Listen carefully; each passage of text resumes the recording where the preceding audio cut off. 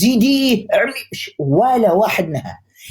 لو مسلم فعل ذلك في نصراني والله حتشوفه في التعليقات، لا يصح الدعوة باللين بالحكمة والموعظة الحسنة وكذا.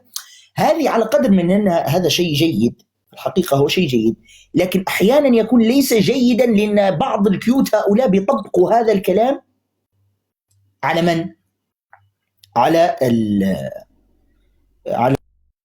السبابين والشتمين. والله سبحان الله امبارح يا إخوة كنت أقرأ سورة النحل اللي هي فيها هذه السورة اللي فيها هذه الآية: ادعو إلى سبيل ربك بالحكمة والموعظة الحسنة وجادلهم بالتي هي أحسن.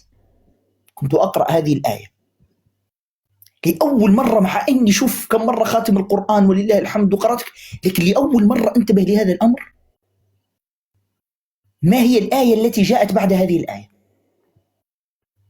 تخيل هذا يا أخ أمين، مش عارف هذه الملاحظة في واحد لاحظها ولا لا. ما هي الآية التي جاءت بعد هذه الآية مباشرة؟ تخيلوا ما هي يا إخوة الآية، عشان تعرفوا أن القرآن الكريم سبحان الله لم يدع مجالا لأحد أن يحرف معناه، مش بس اللفظ، حتى المعنى لا يجرؤ أحد أن يحرف معناه.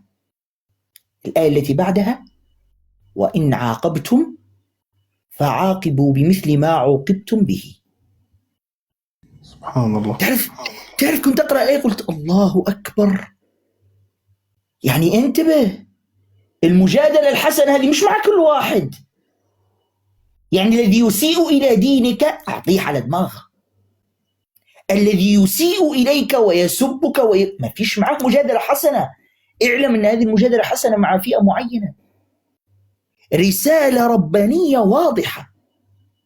والله هذه ما انتبهت لها إلا امبارح سبحان الله، مع أني مرت علي كم مرة، لكن لعل لأن الفترة الأخيرة الكيوت زاد وكذا فصارت الحكاية في دماغي، فانتبهت للآية هذه لأول مرة. القرآن عجيب يا إخوان، أقسم بالله القرآن عجيب، مهما ختمته ومهما حفظته كل مرة تستخرج حاجات جديدة، وكأنك أول مرة تقرأه، تستخرج كل مرة أشياء جديدة، عجيب جدا. ما دين هذا المتصل؟ السلام عليكم. مرحبا. ما دين؟ وعليكم السلام. أنا مسلم ولكن بدل أنت قاعد أنا مسلم ومكتوب أمامك ممنوع اتصالات المسلمين، الله يهديك. لا وقاعد